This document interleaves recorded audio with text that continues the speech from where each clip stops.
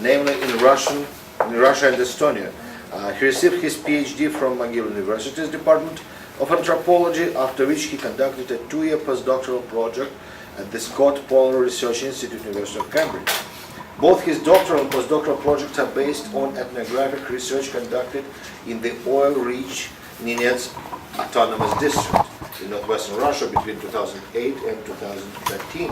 His research examines and compares the ways of life of indigenous Nenets reindeer herders and villagers, predominantly Russian settlers who arrived in the Nenetsk Autonomous Oblast during the Soviet days to explore the district's oil and gas potential, and mobile Russian oil workers who extract oil from deposits discovered by Soviet prospectors. The discussion stemming from these comparisons sheds light on the socioeconomic consequences of the extraction of oil in the Arctic, most especially in relation to the oil companies' preferences for a flexible and mobile workforce. Rémy is now conducting a postdoctoral project in Inuit mental health at the School of Psychoeducation, University of Montreal. And the title of his topic is it set here? Romantic Siberia and the Generous Oil Workers, Civilizing the Province while Building an Empire in Soviet and post-Soviet Russia. Thank you for the introduction.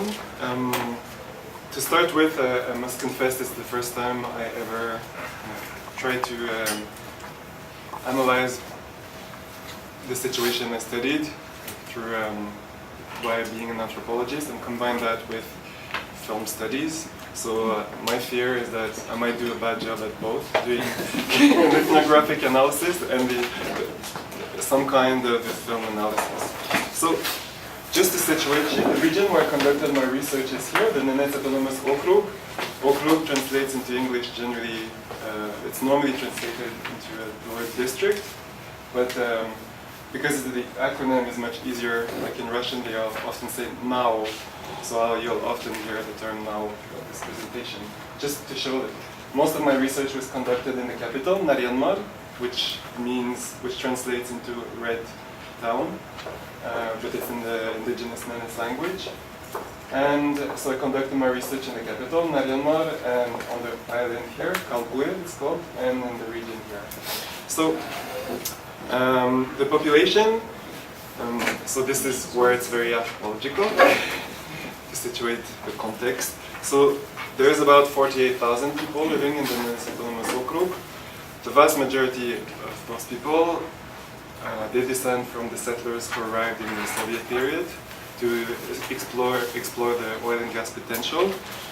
There's about 7,000 people who are indigenous Nenets, a quarter of whom still lead a nomadic way of life, that of nomadic reindeer herders. Also, there's about 10,000 mobile oil workers who are generally on the territory. Okay, so I'm going to start. The tundra is often imagined by those who do not inhabit it permanently as beautiful yet potentially dangerous due to the intensity of its climate, the presence of wild animals, such as polar bears, and its vast, seemingly empty spaces disconnected from the rest of the world. The Russian concept of romantika, romance, romanticism, is very difficult to translate into English. So the Russian concept of romantika, referred to by many of the settlers who arrived in the Soviet era, as well as by current oil workers, evokes an ambivalent perception not only of the tundra but also of its indigenous inhabitants, the Nenets. In discussions with Russian settlers and current oil workers, I could often detect this ambivalent attitude, one combining both romantika as well as a civilizational impetus.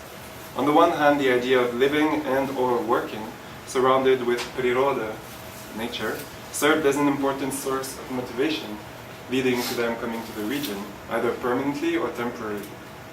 Yet, the difficulties individuals belonging to either of these groups have in appreciating the lifestyle of the indigenous Nenets reindeer herders, even from a distance, is frequently expressed in relation to what they see as the herders' disconnection from civilization, civilization. Behind this perceived disconnection is the absence of built infrastructure, generally associated with urban and industrial settings. Hence, it appears as if romantika cannot but have as an endpoint civilization with its built environment. Today I'll focus Today I'll discuss the ways in which this civilizational impetus, through its material manifestations, has been described as a gift to the locals, a gift made successively by the Soviet oil workers and then by the current oil workers, whom I describe or whom I qualify as oil nomads due to their highly mobile way of life. This presentation is based on my own ethnographic work in the Nao, where I spent over 14 months, as well as on the examination of two cinematographic works. The first one is the TV series titled Большая нефть. It aired on state channel Первый Canal in 2010. So it's called Большая нефть. It's this one, which means big oil. The series depicts the arrival of oil workers in Mezhdurichensk in southwest Siberia in the mid-60s. Throughout the series' 8 episodes, we follow the workers as they settle down in their new home region, as they strive to find oil in a context marked by the absence of infrastructure crucial to decent living and working conditions, as well as by political and economic constraints. Большая нефть ends with the beginning of perestroika, at the time when the workers and the inhabitants of Mezhdurichensk start to express their discontent with their living and working conditions. The second film, Siberia, was produced in 1979. The 4-part film was directed by Andrei Koncharovsky and stars his younger brother, Nikita Mikhailkov, who plays one of the leading roles. Siberia covers a time period spanning from the early 20th century all the way up to the 1960s. Its story depicts the small Siberian village of Yelan, where two families, the Ustuzhany and Salamini, have a conflict which spans across 3 generations. As we follow these two conflicting families and their village through time, we are witnesses to most of the marking episodes of Soviet history during that period. So the revolution, with the fears and hopes it generates, the implementation of Soviet power and its structures in remote regions, World War II. The last part of the film depicts the arrival of geologists to the region in the 1960s, who at the very end of the film successfully discover oil, heroically, thus tragically. The situation these two cinematographic pieces present differs nonetheless from the region where I conducted my research. Both Большая нефть and Siberia take place in regions associated with the climate and vegetation of the taiga, or boreal forest as we tend to call it in Canada.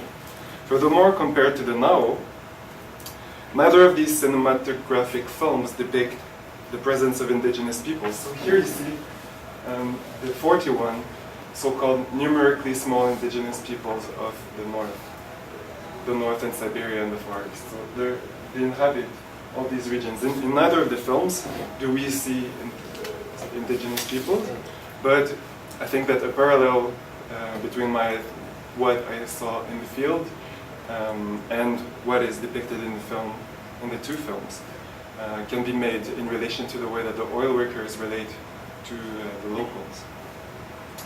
Finally, the focus of both of these films or series is Soviet day settlers who arrived in Siberia as enthusiasts and patriots, hoping for new and better lives, while also helping the country develop thanks to what the riches they would discover would. What I hope to do today is to complement the narratives presented in both Большая нефть and Siberia. To do so, I'll describe the socio-economic changes which have marked many oil-rich regions, such as the Nenets Autonomous Okrug since the early 2000s. That is, since Putin came to power with a very strong desire of making Russia an energy superpower. More precisely, I'll show that despite drastic changes in the composition of the workforce, the oil industry and its workers still use the language of gift-giving to describe their role in the country as well as in oil-rich regions such as the Nao. While focusing on reciprocity between successive waves of oil workers and the locals, местные, I draw my inspiration from the works of anthropologist Bruce Grant. In his analysis on Russia's relations with the Caucasus through the centuries, Grant remarks that the conquest of the Caucasus was closely associated with a description of that region and of its inhabitants as benefiting from the benevolent help of the Russian Empire, thus constituting what Grant calls a gift of empire. He says, while the gift of empire may ultimately be unilateral, it sets in motion a remarkably effective means of establishing sovereignty over others, hinging on a language of reciprocity that requires little or no reception among the conquered. There's the logic of sovereign rule where the act of taking lands, persons, and goods is enabled by the language of giving.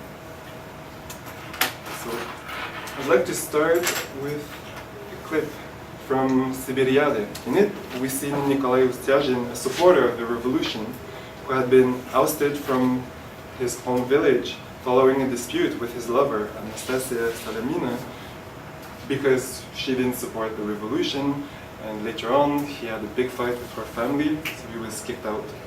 In this clip, he returns once the revolution has succeeded in the 1930s, along with his son, Alexei. There are no subtitles, so... Трудная земля наша Сибирь. Все это правильно. Трудная, но не бедная. Вот журнал. В нем все написано и сфотографировано, что есть в нашей земле. Ученые определили, что глубоко в земле и под болотами скрываются главные богатства Сибири. Нефть, газ, металл, руда, золото и так далее.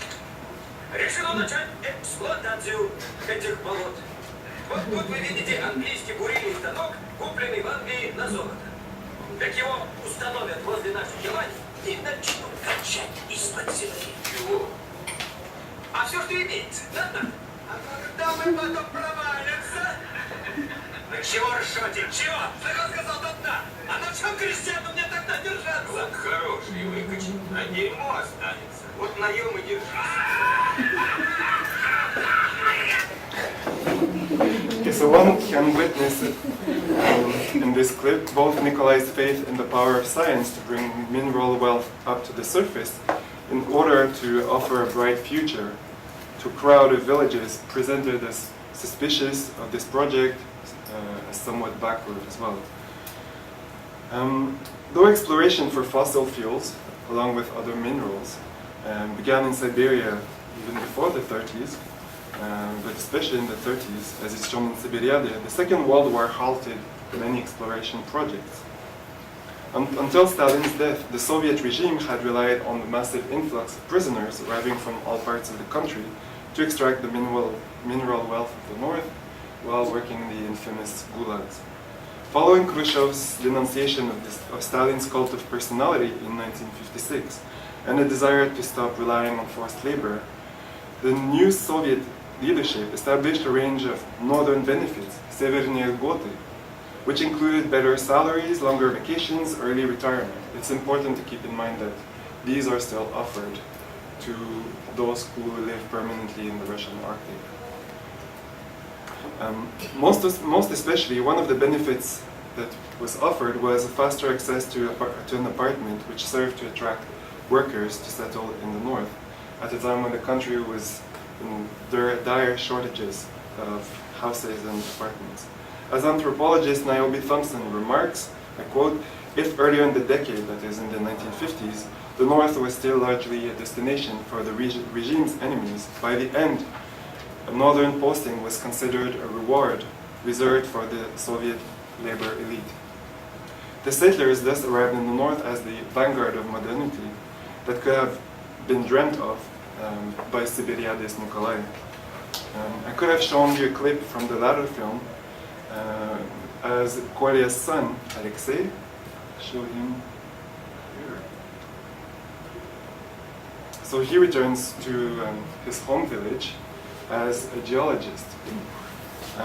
But then, considering the quite particular love stories we heard about this morning, including fetishist stories, I decided to opt for real romance,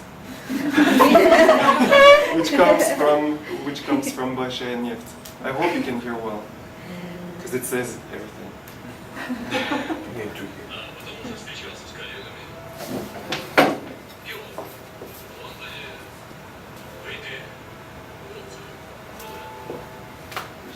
правда, подглядели. И слонов видели. Слонов? Каких слонов? А, слонов.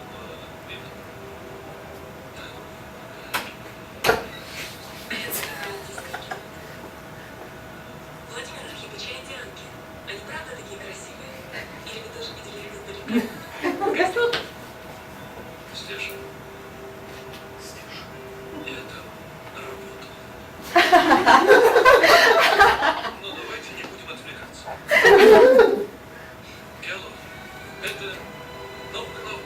Мы изучаем то, что скрыто от глаз большинства людей. Вот как букашка. Вроде она есть. Мы находим то, что в корне меняет жизнь человечества. Вот нефть. Что бы есть, если бы мы, геологи, не нашли нефть? Самолеты бы не летали, автомобили бы не ездили, Гагарин в космос и тот не полетел.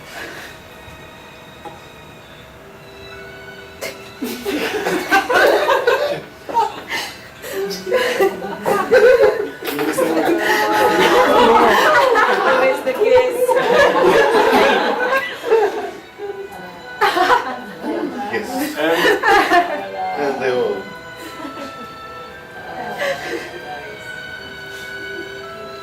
And then romance is disturbed by a chinovnik. You missed Be a it fun thing. because you were laughing. Of oil. I do understand why you laughed, but then you missed it. In it, he says, we geologists are like soldiers on the front line. This was like the last thing he said before she fell. So, as the character suggests, this expresses well this depiction and self-perception of settlers as being the generous agents of development for the Soviet Union as a whole and for the oil-rich regions where they were working. One gift they brought to the okrug, to the Mao, and was an order guided by modern science, competence, as well as better morals. In Большая Земля, similarly, numerous characteristics and events display this. For example, the police, militia of Междуреченск is described as highly corrupt. Its chief is involved in the organization of prostitution. He assists locals in the robbery of the geological expeditions safe. Meanwhile, the newcomers appear as morally superior, establishing a new, better order. For example, in one episode, one of the workers organizes the liberation of a charming young lady who is forced to marry a local criminal because her father had accumulated debt while playing cards. In a related manner, in the last part of Siberia, we see highly ranked officials being worried that all the investments the state made in Siberia might not bear fruit because no oil has been found yet. He says, there is oil. One of the officials says, there is oil, as he returns from Yelan. We must tie their hands. If we let these Siberians alone without being directed by Moscow, they do nothing. So they are depicted as incompetent, immoral, needing to be supervised. We'll see that actually the current oil workers also describe the locals in the Nenets Autonomous Okrug this way. Another gift that was given by oil workers in the Soviet period was houses. On the one hand, they served to attract the workers up to the north, so among them many participated in the construction of these houses. At the same time, as the houses were built for settlers, the Nenets were also being pressured to move to the new houses being built for them in villages. I'll show you. So these are villages that were established in the Soviet period, namely in the 50s and 60s. And the goal of these constructions was to make it as easy or to attract as many as possible among the Nenets to adopt a sedentary, civilized lifestyle, which is the case for 3/4 of the Nenets of the Mao today. Thus, the gift of houses to the Okrug did not have the same meaning or goal embedded in them for everybody living there. Because I'm moving in time, I'm moving towards the 1980s. So the implementation of glasnost, as well as the economic reforms associated with perestroika, and then by the Soviet state's collapse, had as a consequence a very intense disorganization, which affected strongly the geological expeditions as well as the collective farms. In the final episode of Большая нефть, we see the final episode actually takes place as perestroika is going on. As the main protagonists are sitting by a river fishing, Makar, one of those who had been in Mezhdurichensk the longest, confesses that to his friends and colleagues that he has been thinking of leaving the region to return to what he refers to as Большая Земля, meaning Central European Russia. Большая Земля is commonly used as well in the now to refer to Central and European Russian, and so is the term Materik, which means continent. But then his friends respond with very strong conviction. Look around, this is Большая Земля, the big land, and see how people work here. And then now the political, administrative, and economic disorganization, which was happening at the time, led to geological expeditions as well as collective farms to stop their activities, resulting in high level of unemployment as well as very intense socio-economic problems. The okrug saw about a quarter of its population immigrating between 1989 and 2006. This characterizes mainly settlers who went back to the continent, to Materik. Yet, compared to other Arctic countries such as Canada, the Russian north is still very densely populated, with about 10 million people living in the north. Most of whom are settlers who arrived in between the 60s and 80s. As was the case in many regions of the north, many of those settlers who came to the now decided to remain nonetheless and began to rely on fishing and hunting in order to subsist, as well as on networks of exchange with their neighbors as well as with reindeer herders. As reforms were being carried out in the 1990s, a certain discourse gained in influence among international and Russian analysts. It was thought that maintaining such a large population far away from centers and infrastructure, as well as the allocation of bonuses to those living above the polar circle, came to Russia with too high a cost. The situation came to be referred to as the Siberian Curse by Fiona Hill and Clifford Gaddy. According to them, the Russian authorities had instead to relate to Siberia and its resources in the following way, I quote them. The resources of Siberia can be developed, but this should be done by reducing to more technology-intensive methods of extraction and temporary work schemes that do not require a large permanent population or extensive urban infrastructure. In the early 2000s, the NAO experienced the second oil boom. Remember, the oil was discovered in the Soviet period, it was not extracted. There in that region, in other regions it was extracted, but not in the NAO. The reason for the return of oil companies was the fact that the oil had already been discovered, the high prices of oil, so it attracted oil companies back to the okrug. The main company responsible for the increase of oil-related projects is private company Lukoil. However, the oil industry in the now relies on 10,000 workers who work as long-distance commuters, or as they're called in Russian, vaktoviki, from Bakhta shift. So they arrive from neighboring regions, from southern parts of Russia, or even from former Soviet republics, and they tend to work there for short periods of time, between 2 to 6 weeks normally. The recent oil boom is thus not only associated with the arrival of oil companies, especially of private oil companies, but with a new kind of work organization. Beside the oil industry, construction companies, restaurants and cafes, as well as various other sectors of the economy, are relying highly on shift workers. Hence the intense developments taking place in the okrug, many worry of its permanent residents, who fear that they might be replaced by shift workers, even in economic sectors which are remotely related to oil extraction. one could thus say that the 2000s marked the establishment of a new order in the Nenets Autonomous Okrug, one characterized on the one hand by renewed centralization of revenues and powers back into Moscow. I'm not going to go into that, but if you have questions I can answer.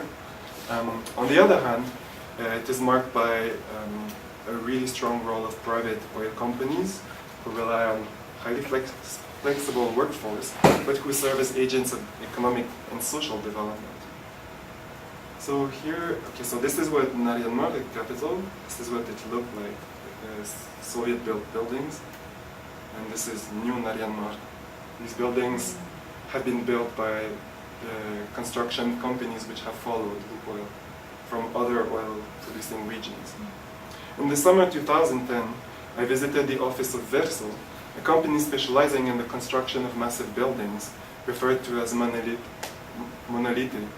This one on the, this one. Verso's general director told me that his company had been present in the Okrug for 7 years, initially taking contracts from Lukoil and later from the Okrug's administration. Though more than 300 workers hired by Verso come from Turkey, Moldova, the Ukraine, the Caucasus, and Central Asia. These temporary workers who come to Russia to work on construction are referred to as Gastarbeiter, in German Gastarbeiter, so guest workers. According to Verso's general director, there are a number of reasons for their preference for hiring non-locals. I quote him, "The locals, местные, they're not disciplined. You see all that we've built in the last 7 years? The locals would not have been able to do that. There are also specificities to the construction of monoliths." He later added that it costs less to hire guest workers than to hire local people from the area. This widespread opinion regarding locals resonates with commonly held opinion held by oil nomads. They see the locals as lacking discipline, as either incompetent or not specialized, and also as more onerous to hire. You see that it's something that dates back from the Soviet period. Yet they believe that the local residents should be grateful for all the recent development, for all the new buildings being built for them. This illustrates how the Okrug's permanent residents, be they Nenets or Russian settlers, are now both recipients of the gift of empire from the oil nomads and others who follow the same flows of capital.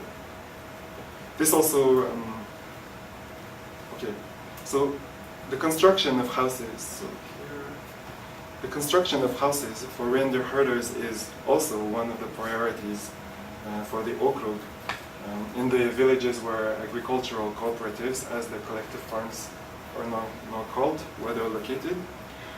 For example, in 2009, the Okrug built houses for 31 families of reindeer herders. Today, the construction of houses is also often included in agreements between the oil companies, such as Lukoil, and the herding cooperatives migrating over oil-rich lands. For example, in that same year, 2009, Lukoil built 9 houses for the herders of one of the cooperatives.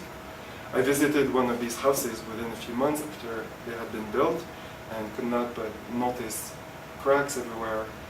It was very poorly built with no heating. I discussed the housing question with the Lukoil's manager of relations with society, as it's called, so the PR person. According to him, the construction of these houses is an expression of the company's generosity to the herders. Yet he was pessimistic about the survival of reindeer herding in the Okrug.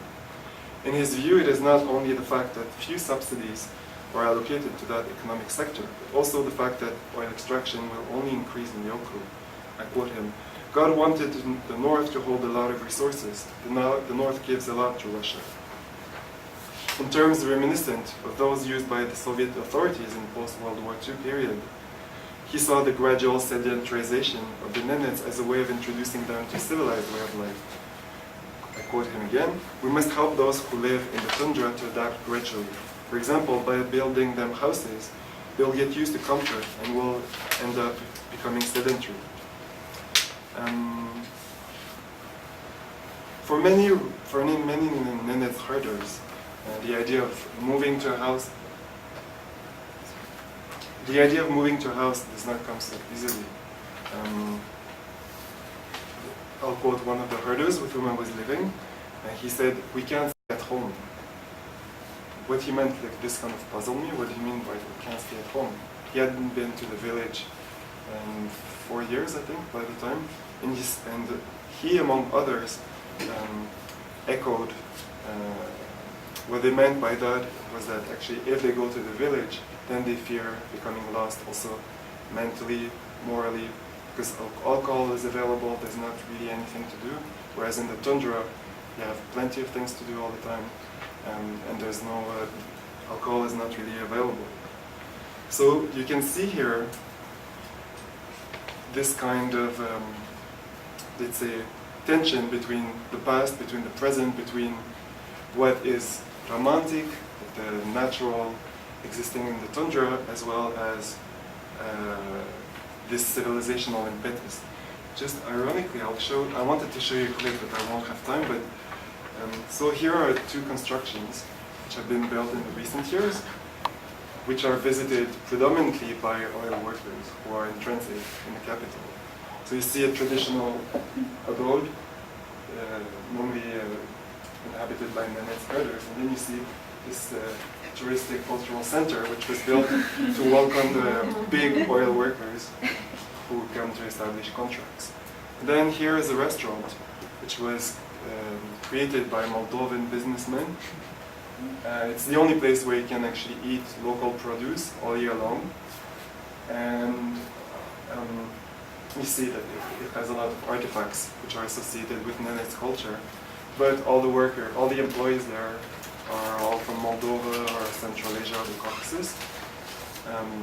So I'll just end there. Thank you. Thank you.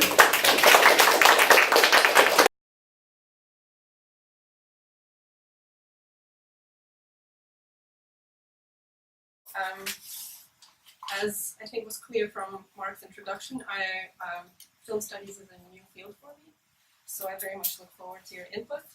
And the reason I'm working on this project is because it interests me from the ideological standpoint, but also from the viewpoint of film.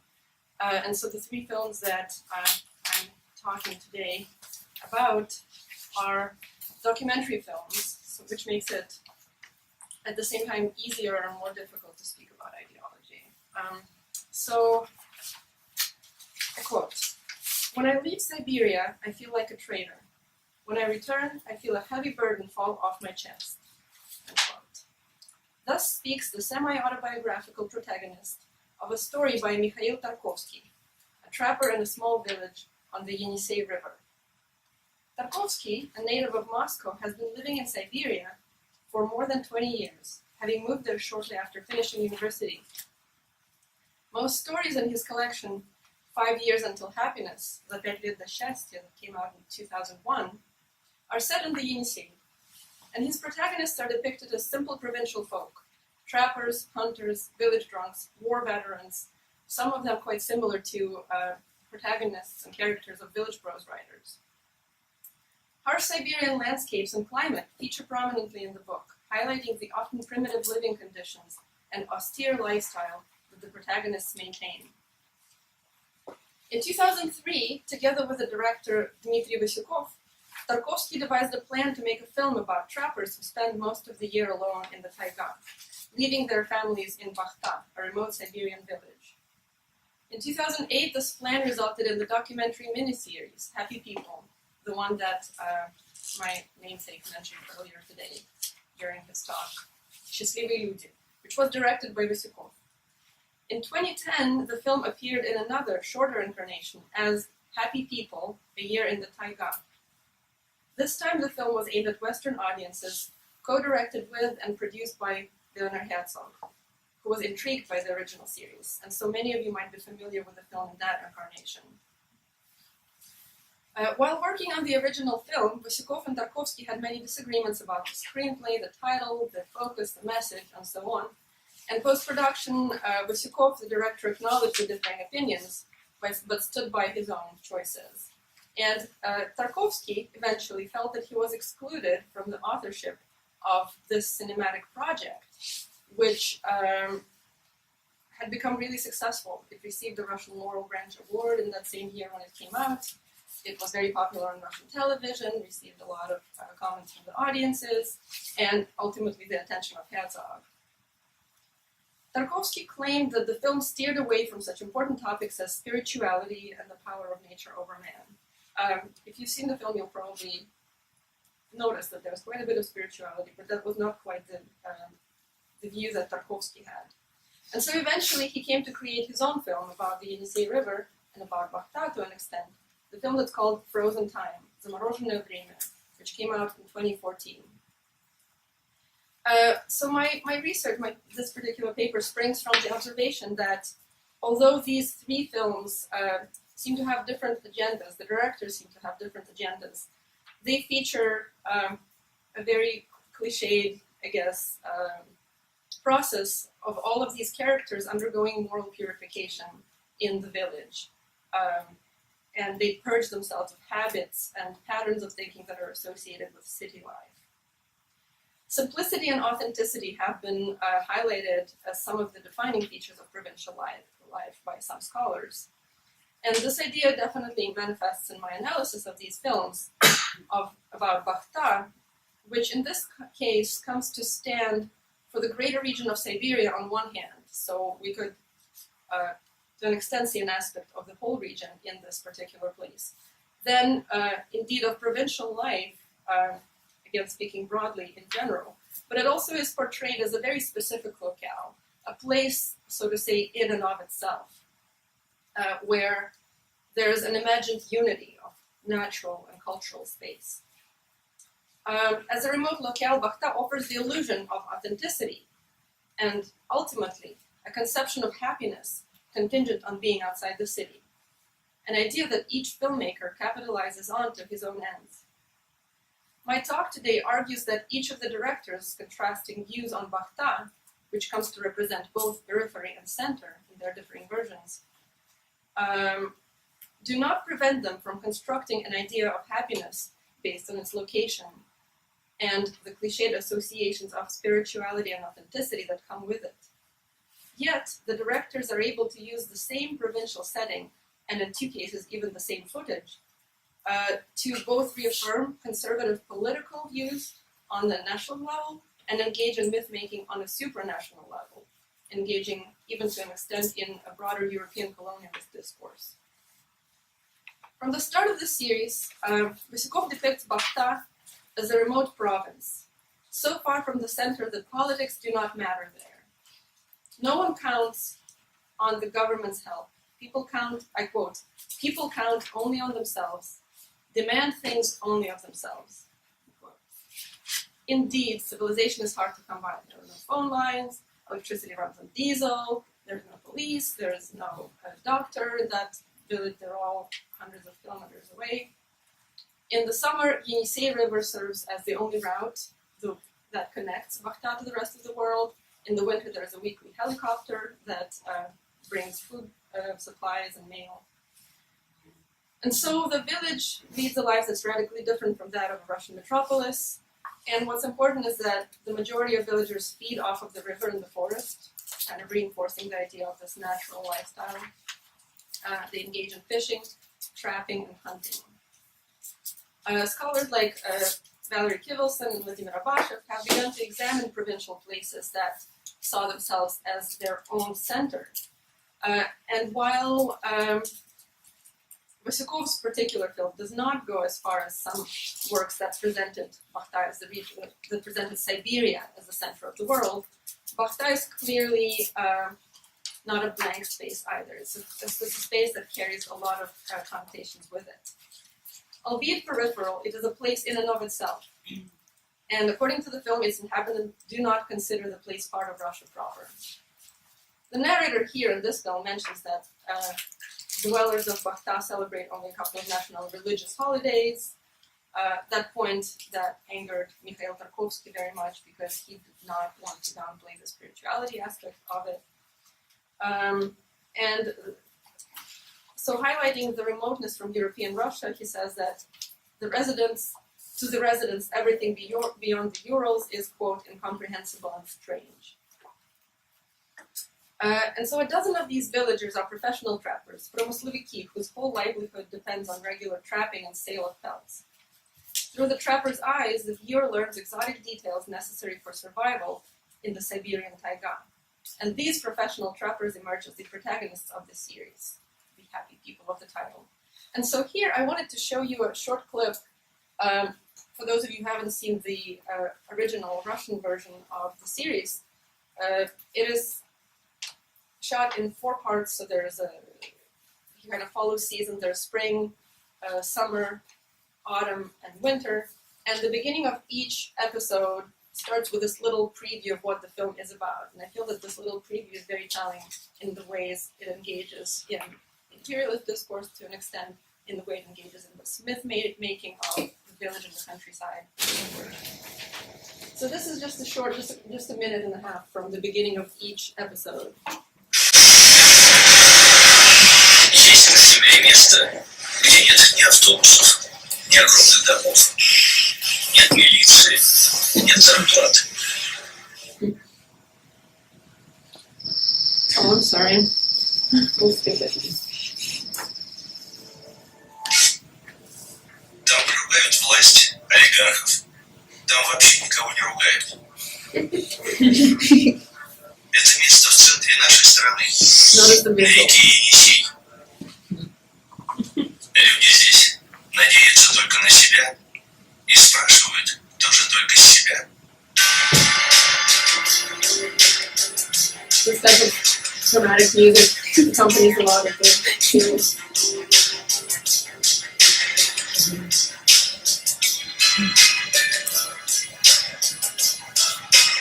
And so these are the trappers whom the film follows. Now.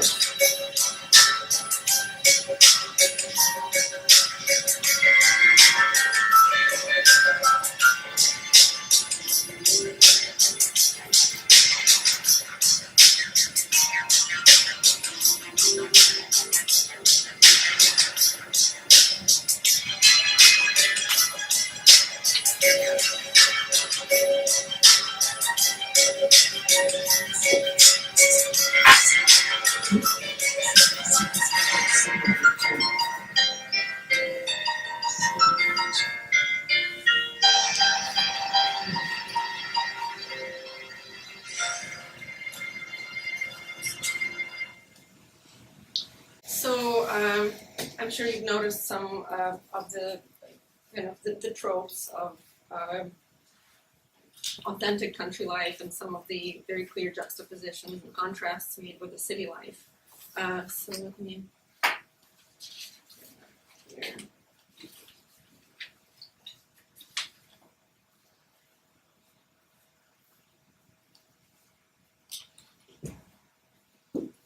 So,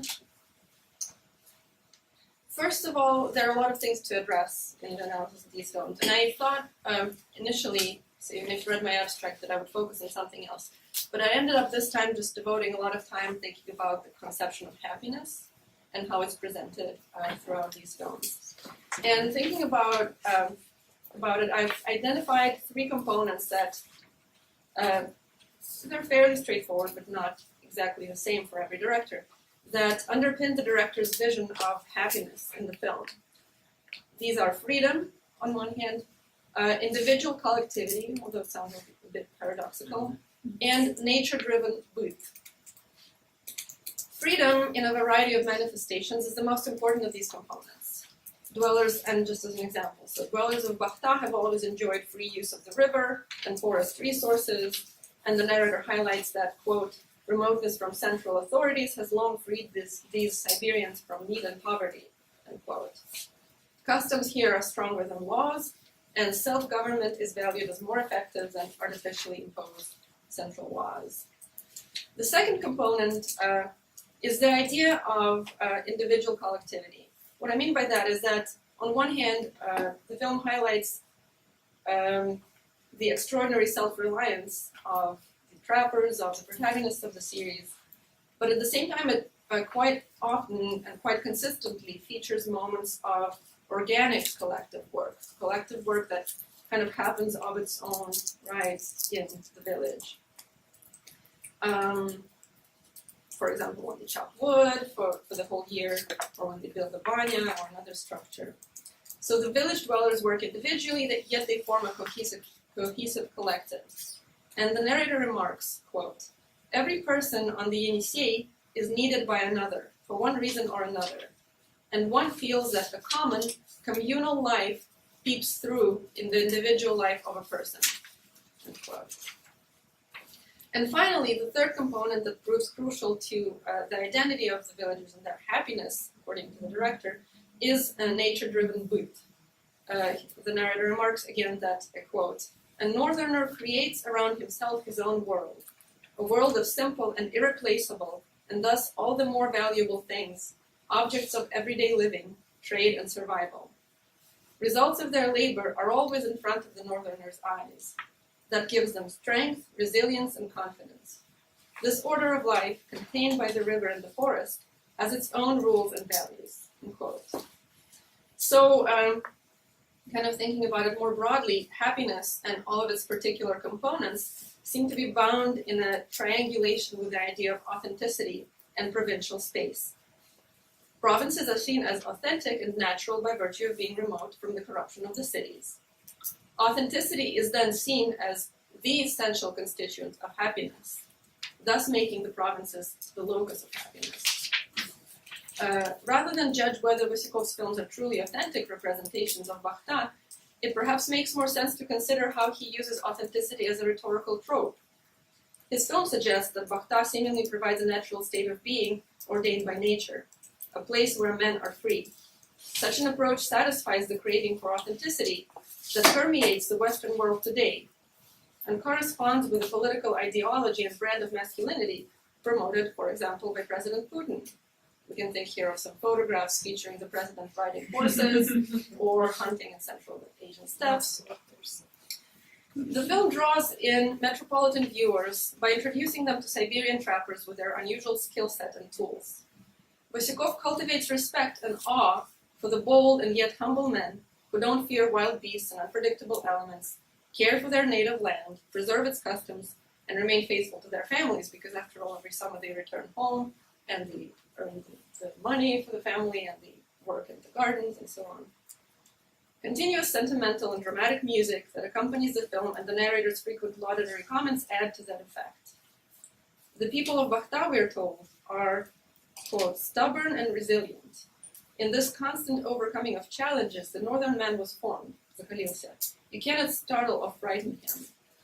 And in another section, the narrator continues, "Hardly anyone can imagine how much hard work, perseverance, and courage it takes to be a trapper in Siberia. Only here does it become clear what one man is capable of." End quote. Only in the provinces can a man realize his true potential. Bakhta and the surrounding taiga as a peripheral frontier space becomes the place of possibility for masculine self-realization. Vasykov's series ultimately creates a heroic image of a Russian trapper who is happy to live a simple life according to the order set by nature itself, allowing him to feel, quote, "a sense of meaning, peace, and rightness in one's soul." Portraying these trappers as heroes, Vasykov goes even further into Russian nationalist discourse in some of his commentary, making sweeping comments about the Russian conquest of Siberia and its effects on the Siberian Russians' character. And here I'll try to play this commentary to you again in a short clip.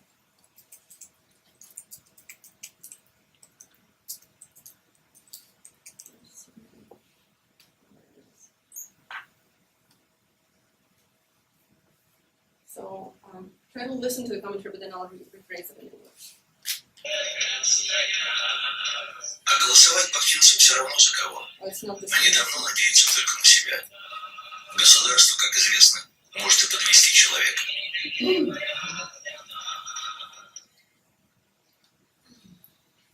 С давних пор шел на восток вольный и сильный народ. Он прошел степи, горы и льды, основался и укрепил целую часть света. Все, что ему было нужно, он взял сам.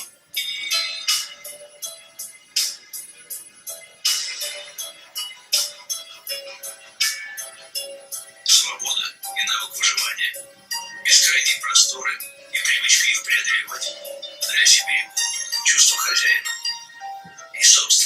клочка земли, а именно хозяина этого неба, этой воды и земли.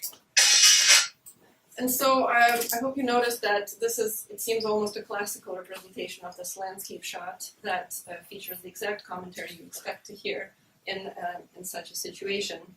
And so in this way and in some more subtle ways, the documentary more or less justifies Russian and Soviet imperialism, and it largely erases the historical role and fate of the native peoples of Siberia.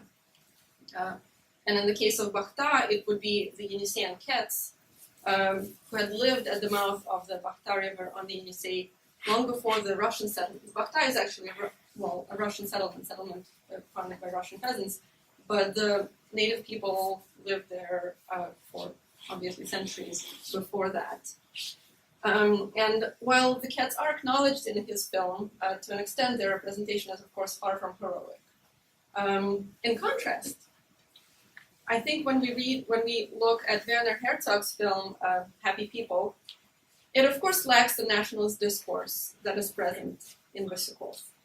And it highlights a different set of traits that comprise the distinct identity of Bakhta inhabitants and that allude to the happiness of the title. Herzog's vision contrasts with Vasukov's in that it ignores the collective aspect of Bakhta's cultural identity. So if you're recalling, kind of thought of three components of happiness that are important to Vasukov, well, the collective identity that was quite prominent in the Russian version is notably absent from the international version. According to him, the happiness of the trappers stems from their solitary freedom. And since I'm right here, I might as well play that little episode to you here where he highlights the individuality as opposed to the collectivity that's prominent in the Russian film.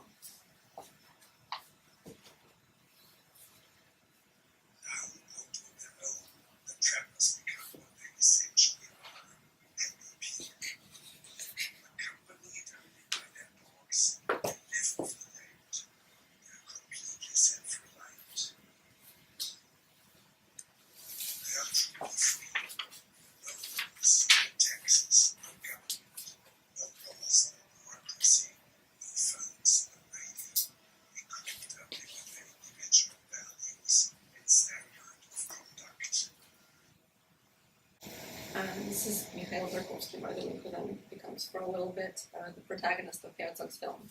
And so we see obviously individuality is much more important for Herzog, as are dogs. They feature much more prominently in his version as well. And at the introduction of the film in New York City at the Documentary Film Festival, he actually explicitly said that the dogs are the most worthy, that's kind of part of that film, that footage, because never can you depict a dog in such a way. But of course, Herzog embellishes a lot of the footage that he has, and one very clear example is right here. He says that you have no radio. Well, in fact, they actually do have access to radio, and they listen to it quite a lot if they want to. He foregrounds the remoteness of Bakhta and the enormity of the expanses covered by the trappers in order to highlight the exoticism of their lives. So that is what the angle that he chooses to kind of present in the film. And he steers away from the heroic narrative of Vasukov. While Vasukov deliberately foregrounded the Russians' crucial role in preserving ancient Siberian customs, minimizing the role of the native, Herzog does the opposite. We see him downplaying the role of the Russians to romanticize the native Kets, exaggerating the victimized status of the Kets, which of course is victimized, it's clear, but Herzog does it in a different way. He comments, he says, only, quote, one single woman is left who remembers the old ways. And the way he says it, it appears that he says it about all of the Kets that ever existed in Siberia, when in fact it's only true about this specific village of Bakhta. And he fails to mention that there exist other settlements on the Yenisei and in the Turukhansk district that feature predominantly Ket population, and neglecting the fact that, at least according to the official census, the Ket population grew in the early 2000s in comparison to the previous decades. Ironically, while acknowledging the Ket's victimized status and taking an seemingly anti-imperialist stand, Herzog himself falls into the trap of replicating the colonialist trope of the vanishing Indian, the last Catwoman, the only one that remembers the old ways. And this instance shows that Herzog's underlying approach still bears the imprint of imperialism, a strand which underlies both versions of this documentary. Of course, the celebration of frontier life, the bold masculine settlers who inhabit vast exotic expanses, is found not only among Russians in Siberia. And I think that's kind of the parallels that he invites us to draw by taking this village onto a broader world context. We can draw parallels with American pioneers of the Wild West or with the Australian outback. I'm moving on to my last film, and I don't have too much to say about it. I know I've been speaking a lot. So Mikhail Tarkovsky's Frozen Time, while set in the same locale, is radically different from Happy People. While also exploring happiness, Tarkovsky shows provincial Bakhta and the surrounding taiga through a prism of highly subjective experience and analysis. The film is essentially autobiographical. It is a cinematic memoir encompassing Tarkovsky's childhood memories, his first months in Siberia, tracing his daily life in Bakhta, and most prominently revealing his metaphysical anxieties. Setting his own spiritual concerns against the background of his Bakhta friends' mundane activities, he does it quite explicitly, the film becomes a self-involved memoir of becoming a writer. Paying explicit tribute to his grandmother, wife of Arseny and mother of Andrei Tarkovsky. Throughout the film, Mikhail positions himself along these men ideologically as well as stylistically. The idea of each person having his own individual truth is, you can notice that in, I think, a lot of Andrei Tarkovsky's films. And Mikhail Tarkovsky's artistic position is also similar to that of his poet grandfather. So, for example, at a screening of Frozen Time, Mikhail remarked that, quote, "The goal of art is to remember the kinship with our Russian land," quote. So the connection of art and homeland is very important for him. This thought remains central throughout the film, which posits that happiness for the protagonist is contingent upon not only authentic solitary existence in nature, collective work in the village, and the varied freedoms associated with such life.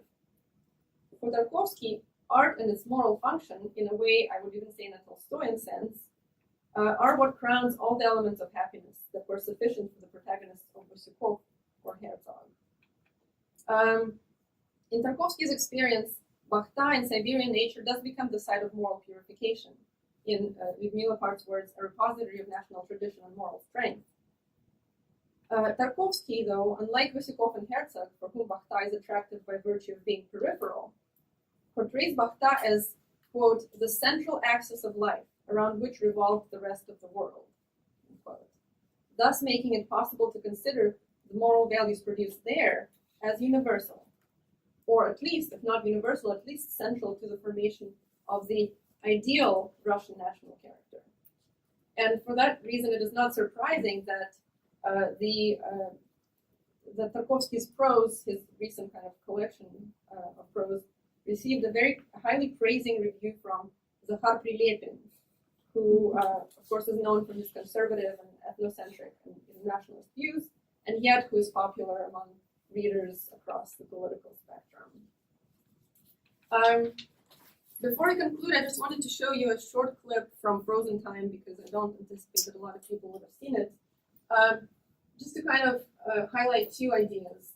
This is the very first frame. You'll see right away that this is the shot of Bakhta, and it focuses on the church. And so this is, of course, very symbolic. And the image of a church, the image of Bakhta with a church, is very important for the film. The church wasn't actually there when Happy People was filmed, and the church is largely the effort of Mikhail Tarkovsky and his, his fundraising and whatnot. And so, of course, he likes to take credit for that, if not explicitly, then at least implicitly in this film. So that's one thing I'll draw your attention to. And the second thing, I'll ask you, because I feel that I should use the collective knowledge of so many film specialists, about the frame that follows. It will be a frame on ice that's filmed from under the water. And And so to me, that immediately brought to mind the beginning of Herzog's Bells from the Deep, also about Russia. But I wonder if any similar cinematography exists in other. Bells from the Deep, Russia's faith and superstition. I forget the exact title of the documentary. Yes, how they were looking for. And it's kind of funny because apparently Herzog filmed 2 village drunks. He employed them, paying them money to crawl on ice, pretending that they're looking for the majestic city. And he portrayed it in the film as though pilgrims come from all over Russia and do that in winter and look for the city on the ice. That's a curious one. Okay, so this is Frozen Time.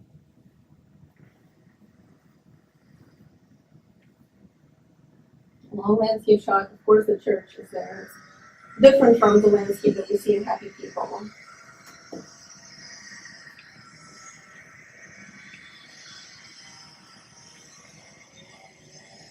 There's less narrative in this film. I guess kind of trying to make it less of an expository documentary and more of an observational mode. But then at times it is exactly like Tarkovsky, Andrei Tarkovsky's films, because he reads his own poetry with long shots of the nature.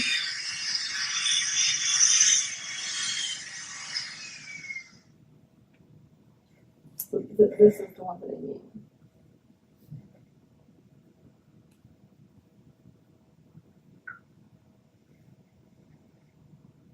Maybe we can say he's looking for the time that has been frozen underneath.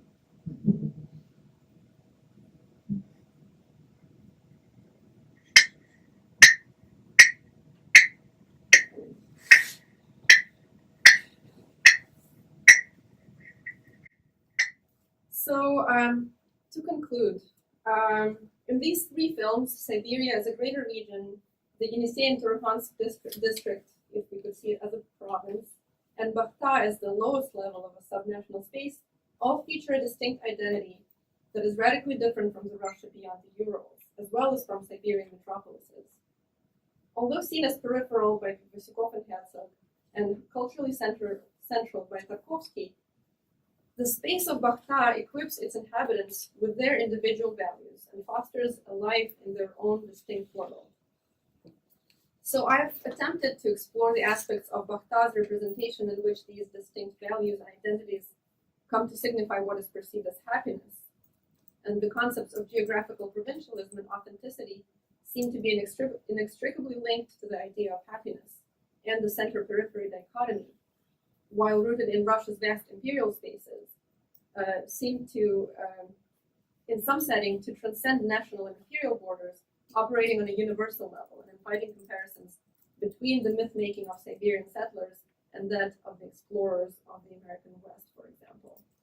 And because of time constraints, both today and before, as I was doing this research, I've not examined some of these very productive, I think, aspects that are worth looking into, such as these comparisons with phenomena outside of Russia, as well as the aspect of the connection with village prose. And I think some of the other bigger topics that could be brought up here is the representation of native people of Siberia versus the Russians, and ultimately gender representation and gender roles, because that starts to play a very important part in Frozen Time. Thank you.